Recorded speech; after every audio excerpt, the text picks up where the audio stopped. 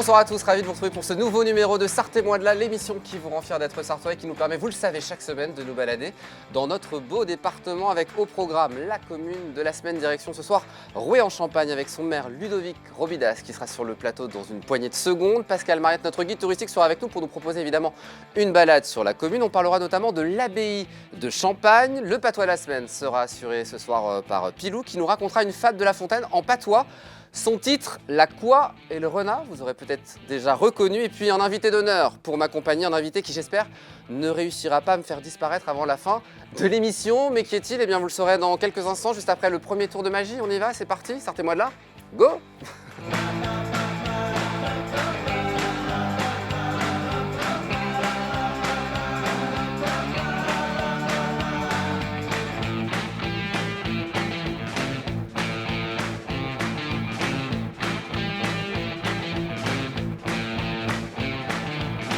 Merci à vous de nous rejoindre dans ce nouveau numéro de Sartez-moi là avec mon invité d'honneur, c'est Philippe Bonneman. Bonsoir Philippe. Bonsoir. On se connaît bien, on va se tutoyer ce soir. Oui. Grand illusionniste et organisateur du Festival international de magie, 3e édition, c'est les 4 et 5 février prochains au Palais des Congrès et la Culture du Mans. Oui. Très beau programme, 10 artistes sur scène, 2 heures de show, bref, faut pas rater cet événement. On va en parler en long, en large et en travers dans la dernière partie de l'émission. Avec plaisir. On aura le droit aussi à quelques petits tours. Oui, avec plaisir aussi. Bon, on verra ça. Tu es évidemment invité d'honneur, mais aussi co-animateur, donc il va falloir participer je suis présent. Je suis présent. On y va, on prend pour commencer la direction de la commune de la semaine. Pour cela, on va reprendre la charade de la semaine dernière. Mon premier est l'action de battre violemment quelqu'un de coups. Oula. Le roué de coups. Le roué de Mon coups. deuxième se célèbre tout au long du mois de janvier. L'an. Oui. Roué en. Et mon troisième est un vin effervescent qu'on utilise justement pour célébrer mon deuxième. Champagne. Voilà, donc direction Roué en. Champagne. On va y arriver.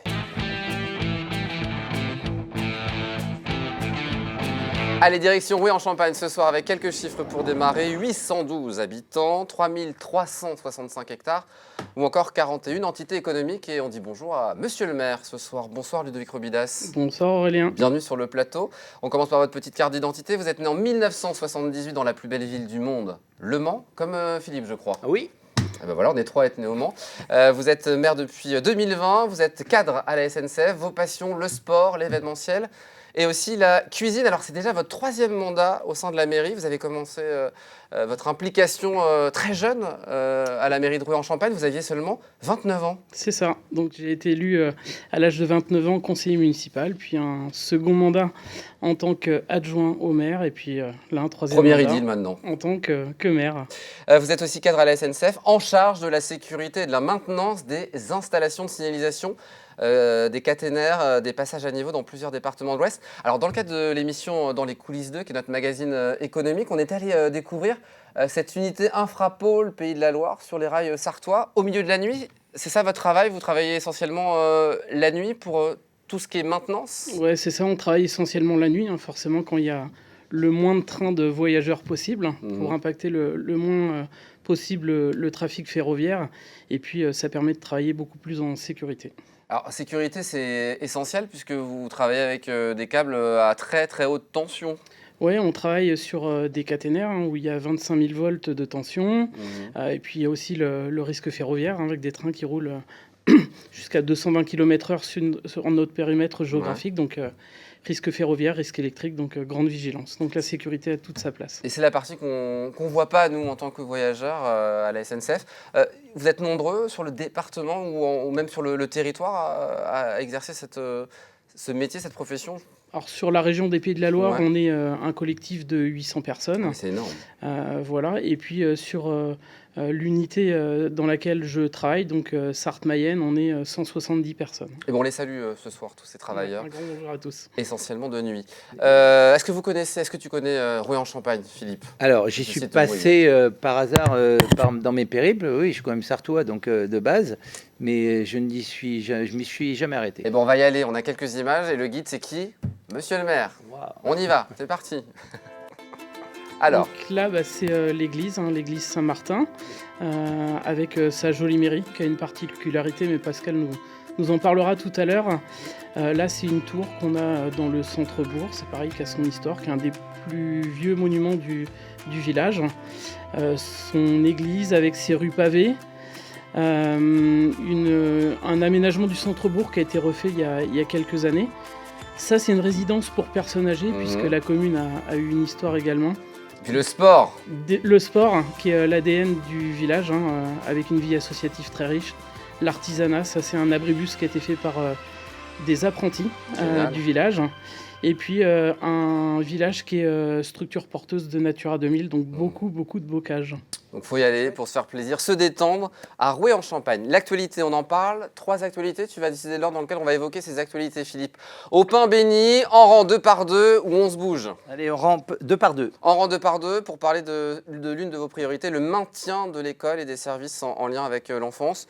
Le centre de loisirs et une MAM. Alors, l'école, c'est compliqué aujourd'hui, quand on est une petite commune en Sarthe, de maintenir le dispositif existant au niveau de l'école. Ouais, c'est difficile dans un petit village de maintenir ses effectifs d'école, on va dire, à nombre constant. Donc, nous, on a la chance d'avoir 4 classes. Ouais. On a franchi en septembre dernier les 100 enfants scolarisés. On n'est pas en regroupement de communes, donc ça veut dire qu'on a un village qui gère plutôt bien son flux de population, qui attire beaucoup de jeunes couples. Mais pour ça, il n'y a pas seulement l'intention d'avoir une école. Il faut aussi qu'il y ait tous les services qu'il y a eu autour, c'est-à-dire la garde des enfants, la restauration, le centre de loisirs, les activités sportives et les commerces. Et une MAM qui va ouvrir Alors une MAM, c'est une maison d'assistante maternelle qui va ouvrir en août prochain. C'est ça, donc sur la commune, 100 enfants scolarisés, seulement 3 nounous aujourd'hui sur la commune. Tu veux pas devenir nounou, Philippe? Non. Non, merci. Attends, tu pourras les occuper déjà. Ah, c'est sûr. Et donc un conseil municipal qui a choisi de créer une maison d'assistante maternelle, où là on va accueillir 3 nouvelles assistantes maternelles avec une capacité de 12 enfants. Donc on va passer de 3 à 6 assistantes maternelles, et ça va faire du bien. Au pain béni, où on se bouge. Alors, on se bouge. On se bouge pour parler de la dynamique associative. Ça, c'est important, un village qui bouge, qui est animé, qui vit. Vous battez quasiment au quotidien, vous, les élus et les administrés, pour faire vivre le village. Notamment au niveau sport, on en parle beaucoup, mais il y a plein de choses qui se passent à Rouet-en-Champagne. Ouais, donc une vie associative très riche, avec notamment une troupe de théâtre qui existe depuis 35 ans, qui fait des soirées cabaret uniquement avec des gens du village. Donc là, on a 3 générations qui peuvent monter sur les planches ensemble. On a beaucoup de sport avec Famille Rurale qui propose des activités sportives. Un club de foot avec 3 équipes seniors. On a un club multisport avec un peu plus de 300 adhérents, des activités sportives. Pour 800 habitants, c'est énorme. Hein. 800 habitants. Et une salle de remise en forme qui est atypique en milieu rural. Voilà. Bah voilà, si on va aller faire du sport, Philippe. C'est clair. Et puis il y a beaucoup d'autres associations, beaucoup de travaux manuels, de culture, de la vannerie, de la couture. On apprend aux jeunes à faire de la couture. Donc, je peux me permettre une petite question. Bien 800 habitants, combien vous demande combien vous passez de temps à la mairie? Parce que vous travaillez la nuit, si je comprends bien. Alors moi, je travaille plus le jour que la nuit, parce que voilà, il faut organiser les chantiers. Je sais pas. Tu dormais quand? Alors je dors très peu, voilà. J'ai des journées qui font entre 18 et 20 heures par jour. Ah oui, voilà. Tu es bien occupé, quoi. Voilà.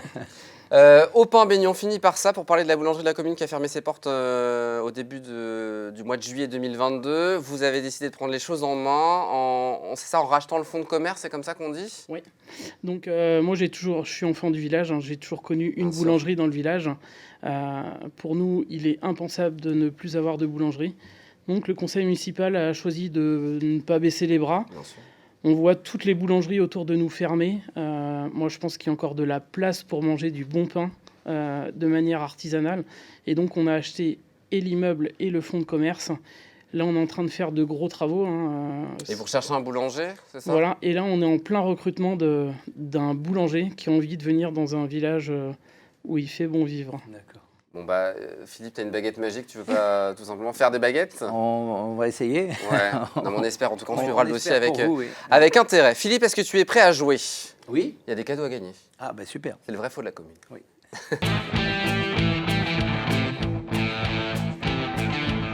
Des affirmations sur la commune de Rouet-en-Champagne. Certaines sont vraies, d'autres totalement fausses. À toi de démêler le vrai du faux. Si tu as plus de bonnes réponses, cadeau et c'est monsieur le maire qui régale ce soir. Qu'est-ce qu'on offre à Philippe?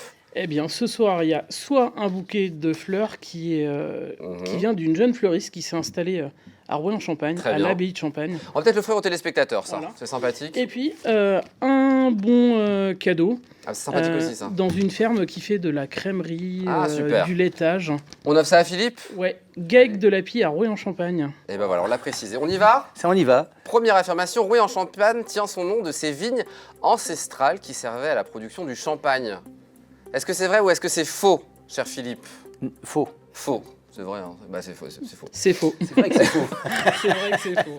C'est vrai que c'est faux. C'est vraiment faux. Deuxième affirmation, les habitants de la commune portent le même nom que les habitants de la commune de Champagné. Faux. Oui. À Champagné, c'est les Champagniennes et les Champagniens. Chez vous, c'est les Rouésiens et les Rouésiennes. C'est bien ça. Troisième affirmation, Rouet-en-Champagne a accueilli durant l'entre-deux-guerres le célèbre magicien Harry Houdini. Est-ce que c'est vrai, est-ce que c'est faux? Je dirais faux. Ça me surprendrait. Eh bien, c'est faux. Oui, c'est faux.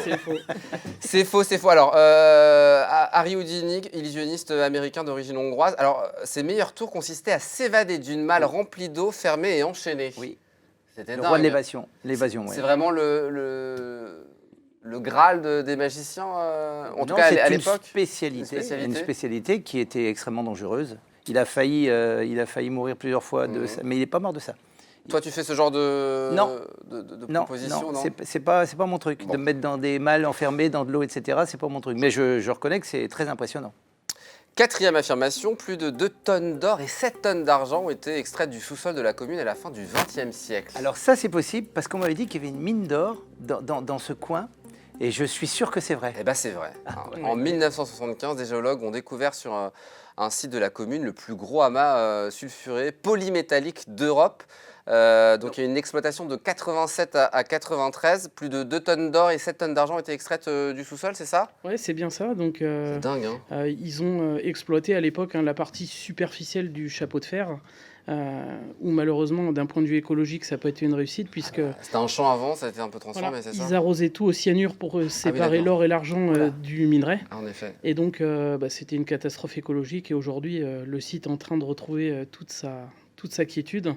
Et donc là, il y a une ferme de panneaux photovoltaïques qui a été installée dessus par Total Energy, où on produit l'énergie pour l'équivalent de 4500 habitants. C'est pour se rattraper de ce qui a été fait à la fin des Par années. contre, vous avez de l'or dans les sous-sols. Il y a de l'or dans les sous-sols, de incroyable, l'or et de ça. l'argent.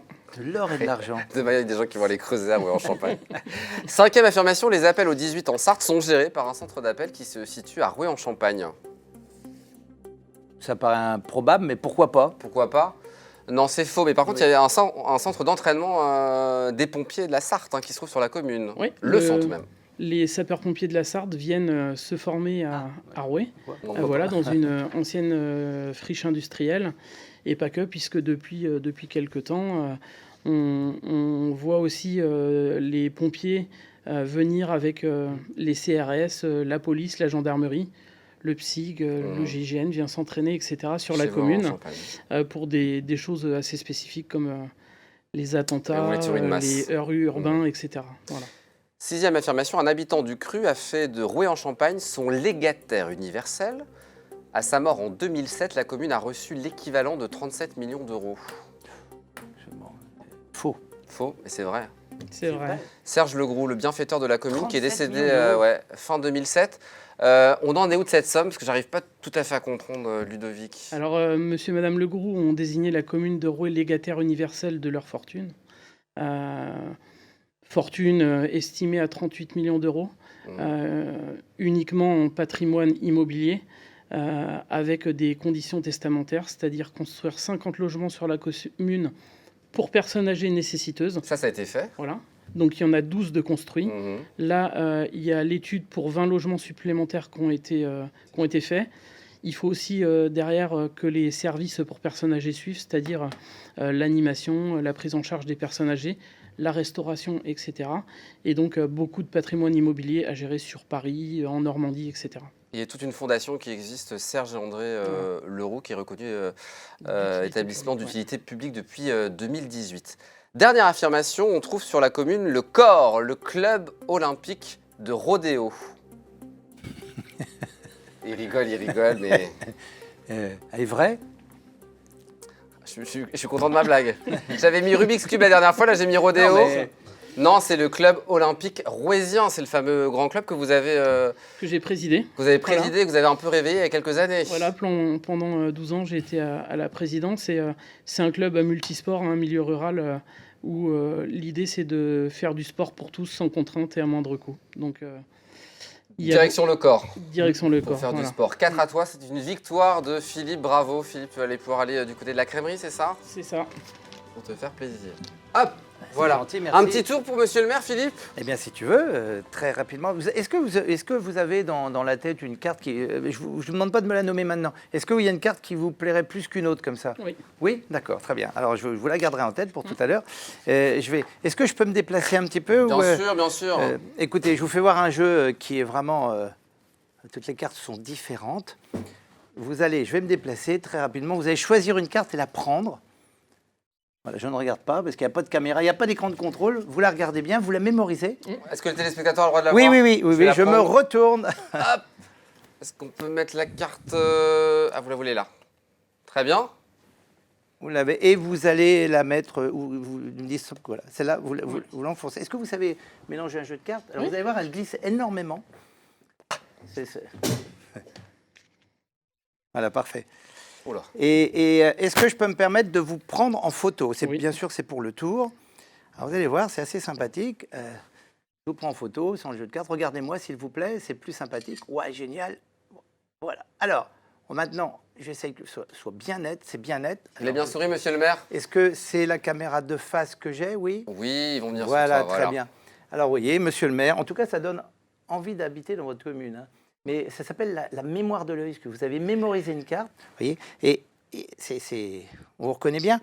Mais on a tous une petite tache dans l'œil, et puis quand on grossit comme ça, j'ai l'impression que ça correspond exactement à la nature de votre œil, à la carte que vous avez choisie. Est-ce que c'est bien la bonne? C'est exactement C'est ça. exactement Bravo. C'est improbable cette histoire. C'est improbable. Bravo. Merci Philippe. De rien. On a une explication? Vous savez que les secrets, je les garde pour moi. Voilà, c'est ce que je me dis. Bah, merci. On aura d'autres tours, évidemment. Oui, bien sûr. Ça s'appelle la magie digitale. La magie digitale qu'on a découvert ce soir. Une petite pause. On va prendre un peu des forces et puis on se retrouve dans quelques instants pour la deuxième partie de l'émission. À tout de suite.